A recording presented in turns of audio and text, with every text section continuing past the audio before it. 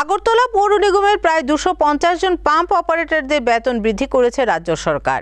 তাই শনিবার এক সাংবাদিক সম্মেলন করে রাজ্য সরকারকে ধন্যবাদ জানায় অখিল ভারতীয় সাফাই মজদুর সংঘ। আগরতলা পৌর নিগমে 250 জন পাম্প অপারেটরদের বেতন বৃদ্ধি ঘোষণা দিয়েছে রাজ্য সরকার।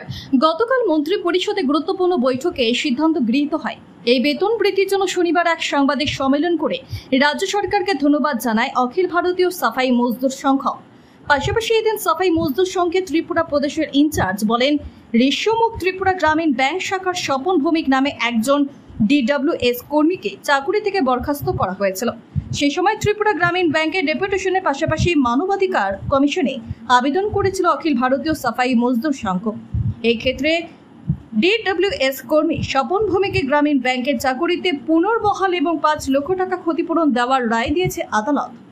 আগরতলা মিউনিসিপাল কর্পোরেশনের মাননীয় কমিশনার 20/12/2023 তারিখে যে আমাদের সাফাই মজদুর সংঘের অখিল ভারতীয় সাফাই মজদুর সংঘের অনুমোদিত ত্রিপুরা পাম্প অপারেটর সংঘ যে ইউএলবির 20টা ইউএলবিতে যে পাম্প অপারেটররা আছেন যে 250-এর উপর, সেই পাম্প অপারেটরদের রাজ্য সরকারের যে অন্যান্য DWS এবং অন্য বিভাগে কর্মরত পাম্প অপারেটর যে 2400 টাকা ডিসেম্বর 2022 সাল থেকে যে বৃদ্ধি হয়েছে, সেটা আজকে 24/8 এখনো বৃদ্ধি হয়নি।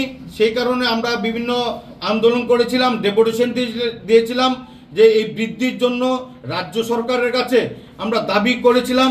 সেই দাবির পরিপ্রেক্ষিতে গতকাল রাজ্য সরকার আন্তরিকতার সাথে আমাদের এই দাবিটা পূরণ করেছে এবং এই যে 2400 টাকা বেতন বৃদ্ধি হয়েছে তার জন্য আমরা রাজ্য সরকারকে আমরা আন্তরিকভাবে ধন্যবাদ জানাচ্ছি। এই বিষয়টার উপরেই আজকে আমাদের এই মূলত এই প্রেস